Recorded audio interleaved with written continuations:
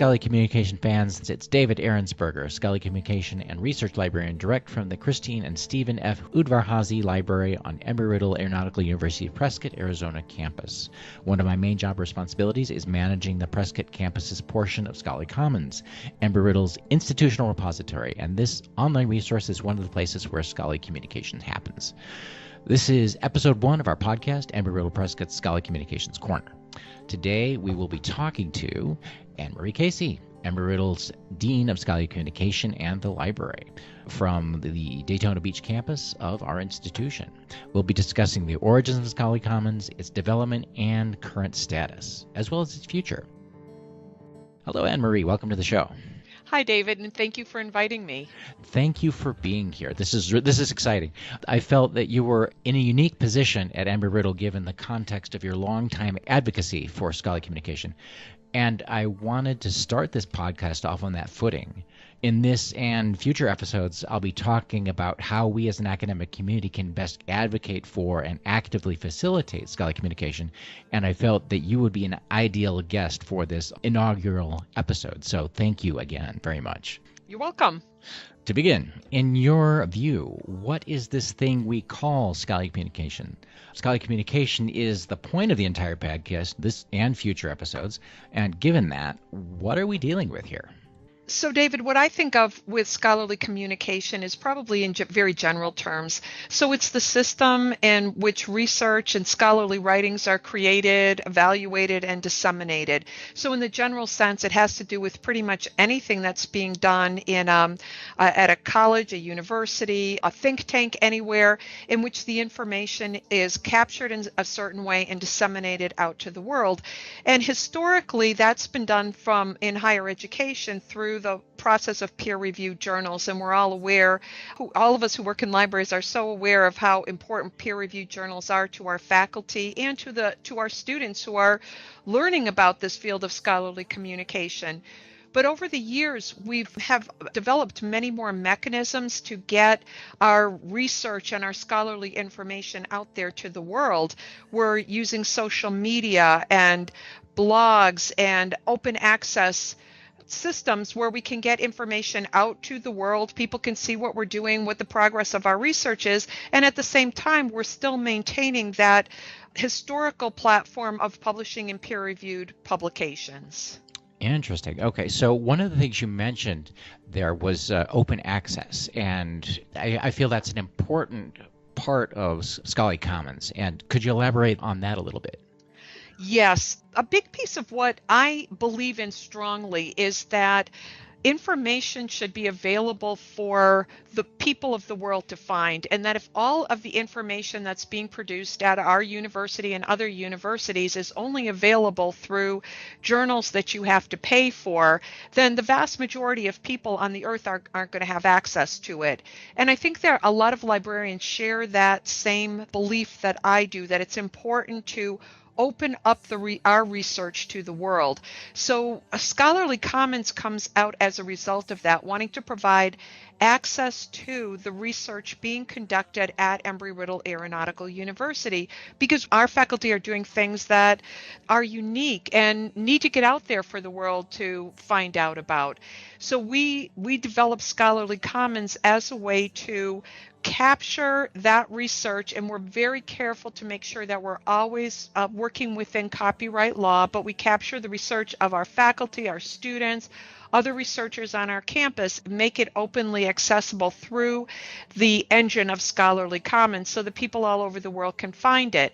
So my passion comes from the point of view of wanting information to be available to anyone who wants to find it, but a wonderful secondary benefit of this process is that we're able to get Embry-Riddle's name out there. We're able to enhance our reputation. So people all over the world are finding the excellent research being done here by just running a search in a general search engine rather than having to go to a licensed database, having to go to a journal and maybe not find it that way. Right. Okay. So what you're saying is that the open access environment actually fosters creativity and the production of scholarly research by disseminating it more widely and freely. Correct, because if you're interested in a particular topic and you put out the research that you've done on that for other people to find, it's more likely that you will attract other people in the world who are doing similar research, and you can start doing research together, collaborate. And as we all know, we live more and more in a global society, and being able to do research with people who are on the same page as you from other parts of the world is a wonderful way to sort of enhance that from the research point of view. Wonderful. All right, so now we have this. This is the present. This is Scholarly Commons as it is today. But let's go back. So how and when did Scholarly Commons start? What prompted the call for an institutional repository at Embry-Riddle, and how did it develop? Well, it probably came from a number of different streams meeting at the same time, which often happens with a good new idea or initiative. I can talk about it from my point of view. When I interviewed here for the position of library director on the Daytona Beach and worldwide campuses in 2009, and I was exposed to some of the special collections that we had here that were just in shelves, a lot of them not even indexed in any way. And my thought was, oh my goodness, this is something, if I come to work here, one of the things I want to work on is looking into whether this material should be digitized and made available for the rest of the world.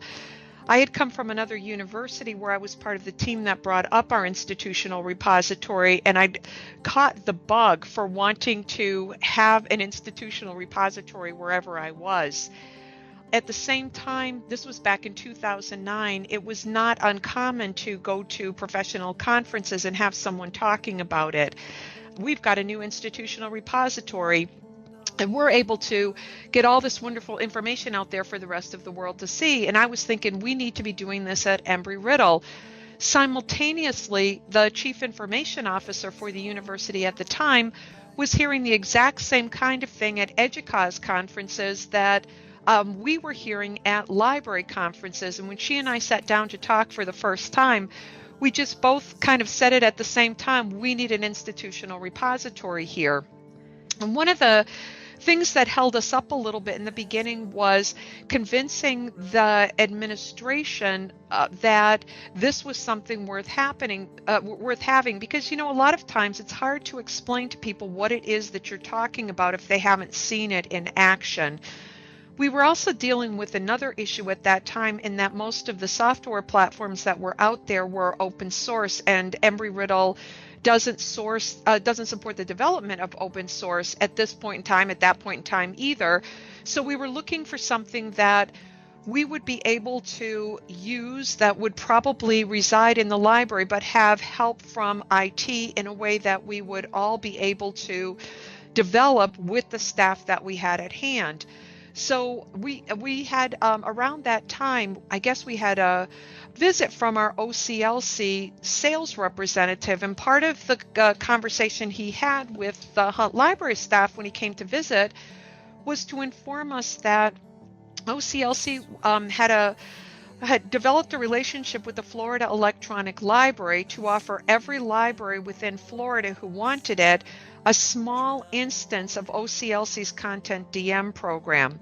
I was very familiar with it because we'd used Content DM for our institutional repository at my previous library, so we jumped on it. We had a preservation committee here at the library that was looking into what we could do with our special collections, and the preservation committee decided that they would be responsible for the instance of Content DM that we had available. So then we started looking around for some content to put in it, because I kept saying to everybody, if we could just show the faculty what it is we're talking about, we would probably get a lot of people interested in this.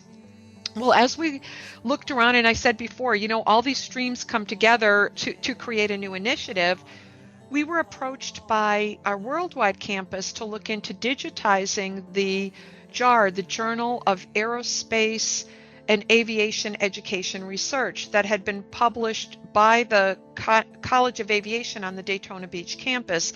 And at the point at which we were having these discussions, they'd already published 20 plus volumes in print. And we were supplying those print volumes to most of the worldwide centers. So worldwide asked if we could digitize it and make it accessible that way. So we got it digitized, and we sort of did it in a homegrown way here in the library with our copy machines. And we made it accessible through Content DM. 2 members of our preservation team worked on it. Chip Wolf, who is our digitization specialist now, that he was in a different role at that point, and Ying Zhang, who is our assistant cataloger, who is now our metadata specialist. Both of their jobs changed a lot as Scholarly Commons grew. Well, once we had the jar up there, we got a couple of faculty in the Daytona Beach College of Aviation to submit a couple of their published peer-reviewed articles that we were able to get copyright permission to make accessible.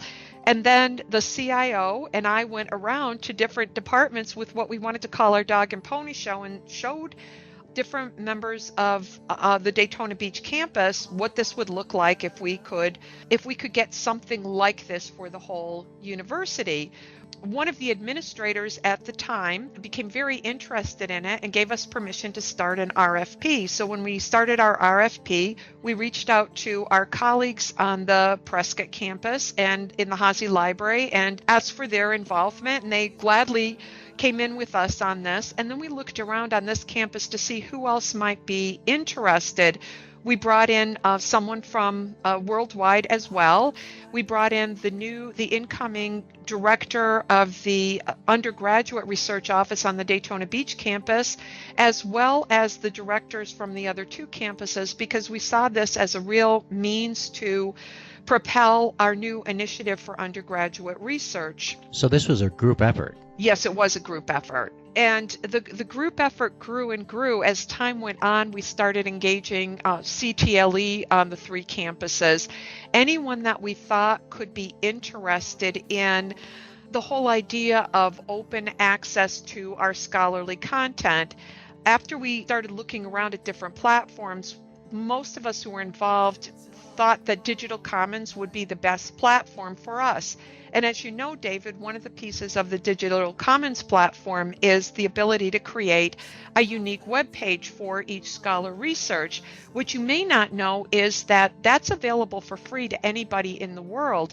So one of my colleagues on this campus, Dr. Aaron Clevenger, and I each created our own selected works pages before Embry-Riddle even had this product. And then as a part of our demonstrations to different groups of faculty, we showed them our selected works pages and basically said, see, if we had this product, you could do this too, and your work would be more available to the rest of the world.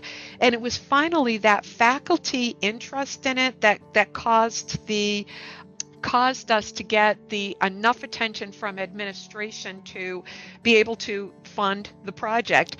And interestingly enough, because we'd been working at it from 2 ends, I was working up through academic administration, the CIO was working up through the administrative side of the house, and it was our last presentation got such strong and resounding support that we were both independently funded for the project. Oh, so very nice. It went really well, and what we decided was that it would be funded out of IT, which it still is.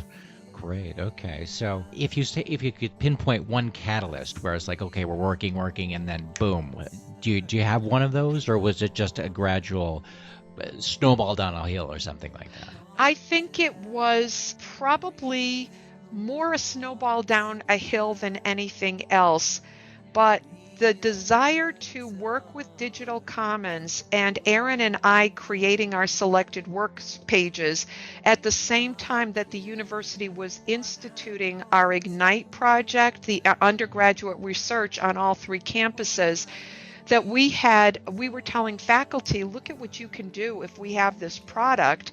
And at the same time, the administration was hearing, look at what we can do to leverage our undergraduate research. Not only will we be asking our students to participate in more research activities, but we would have a mechanism to make our student research accessible to the world. So when our accrediting body comes back and asks us, what did you do in the 5 years of this new plan? We could say, here, look at what we've got on this platform. There we go. That's still going on today. I deal with undergraduate research here on the Prescott campus, and I've seen it come through for Daytona Beach as well as and worldwide. We're moving in that direction, which is wonderful. So now this is 2018, and in your view, what is the current state of Scholarly Commons? Well, David, I think we're in a very good place right now. We have done some reorganizing in the Hunt Library so that we currently have 3 staff members who are completely dedicated to Scholarly Commons. At the same time, I am working more closely with Scholarly Commons right now as well. And we feel that we have a very good relationship with you and with your colleagues out in Hazy so that we are maintaining what we have always done, which is seeking and maintaining faculty research content. We're also working to bring more student content into Scholarly Commons, and we're developing some new initiatives. So on all 3 campuses, we're looking at establishing more instructional tools, open educational resources that we hope will, in a short period of time, reduce the financial burden on our students of the textbooks that they have to pay for. And just the little bit that we've been doing on the Daytona Beach campus, and from what I've heard you're doing out there in the Prescott campus, we're getting a lot of support. People are interested in this. They like the idea of doing this. And we've got on the Daytona Beach campus 3 different groups of faculty members who are now in the process of writing their own textbooks that they want to make openly accessible. So that will bring Scholarly Commons into sort of putting our reputation out there in another area. Here's the research we're doing. This is great, but look at this. We're also creating textbooks for some of this unique curricula that we offer here at Embry-Riddle. I guess the fact that we have 3 people working on it here in Daytona Beach gives us the luxury of being able to spend time thinking about new initiatives that we can bring forward and have the time also to work one-on-one with the faculty and the students who are interested in participating in Scholarly Commons.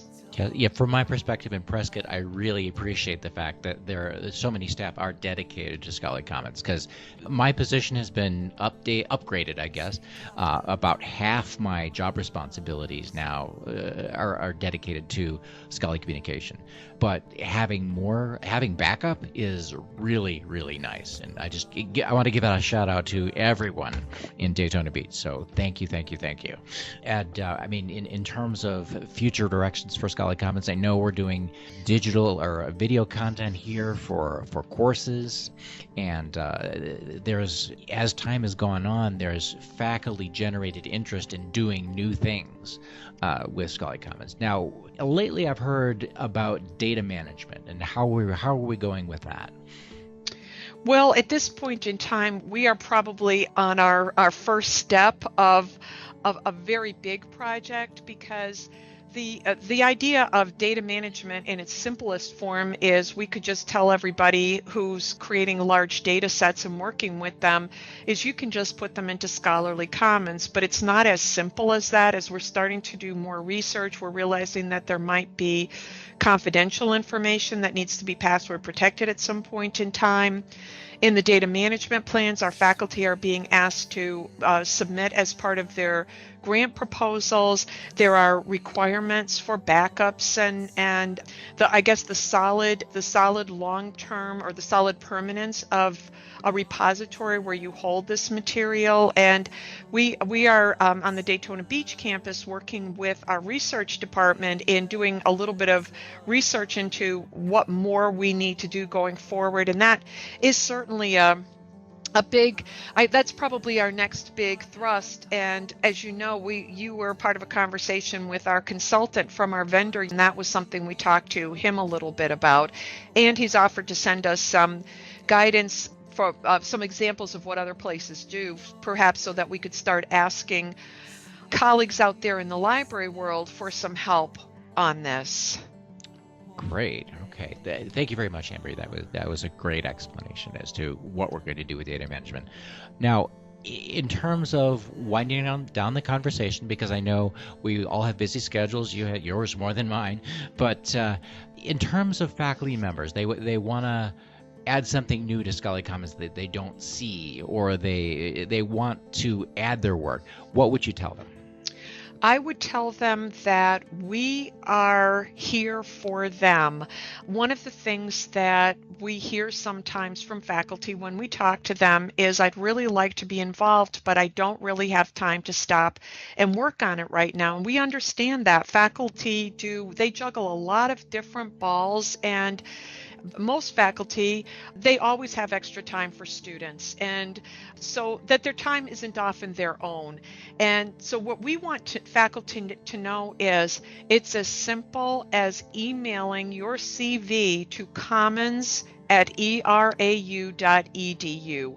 And we have a faculty support team, of which you're a member, David.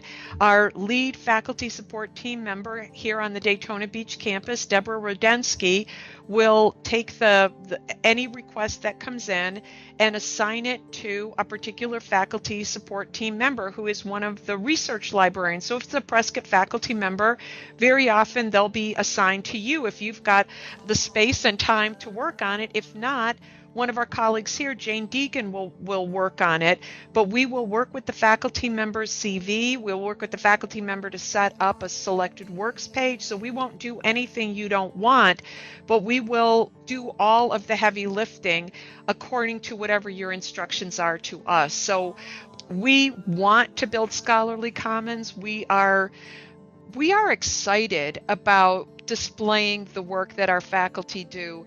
And maybe this is going to define me as even more of a geek than anybody who knows me might think I am. But I actually sometimes look at the landing page of Scholarly Commons, which has a map on it, and I watch as different publications are loaded, showing where they come up. And it's just so exciting to me to see that the research that our faculty are producing and that our students are producing is being viewed all over the world, all day, all night. And I just think, if you have anything that's published out there, or that you've created something, a data set, a video, a design, anything that you'd like out there for others to know about, we're excited to get it out there for you. So please, we'll do all the work. All you have to do is tell us you want in. Great. All right. Well, thank you for mentioning that map, Embry. I watched that map, and I am firmly and truly convinced that it's going to replace not only cable television, but Hulu and all of that stuff, because it's really fun to see where these articles pop up. Is it the Maldive Islands? Is it Madagascar? Is it, whoever? It could be anywhere in the world. It's really fun to watch. Well, and another thing, David, if I can say that, for every individual, you can watch who's reading your publication. So if you go on to your a particular article of yours in Scholarly Commons, you can watch that map populate for your own publications. And I have quite a few publications in Scholarly Commons, and one of the things I want to find out is, what's the attraction of people in India to my publications, because outside of the United States, that seems to be where the biggest hits take place. It almost wants to make me go to India to find out why people over there are reading my things. Or at least send an email, right? Right. Yeah, great. Okay. Well, basically, I want to end the show there. Thank you again for being here. You've launched this podcast in the right direction, and I really, really appreciate it. Do you have any final words of wisdom for our listeners? Oh, well, you're welcome, David. Thank you for asking me. And and anybody who knows me knows how passionate I am about this. And I guess my final words were, if you're not already part of Scholarly Commons, try us out. Great. Thank you very much once again. So that's our show for today. In our next episode, we'll talk about how Scholarly Commons works, how you, our academically inclined Embry-Riddle listeners, can submit your works to Scholarly Commons. Farther out, we'll also feature prominent Embry-Riddle faculty talking about their research and the reasons they do, and you should, submit their and your work in the open access environment of Scholarly Commons. I would like to thank Joanne Evanoff, my boss and Associate Director for Technologies and Information Resources here at the Hazy Library, and also Sarah Thomas, the Hazy Library Library Director, for their support of this podcasting endeavor. Remember, scholarly communication is all about the ongoing great conversation in academia, in journal articles, definitely, but also in newspapers, on the radio, on social media, in and between online academic communities like Scholarly Commons, at conferences, in the hallway, and in the library. It's dynamic and vibrant, and it's happening all the time. This is especially true with Scholarly Commons, and your contributions matter. This is David Ehrensperger signing off. Until next time, by all means, stay connected.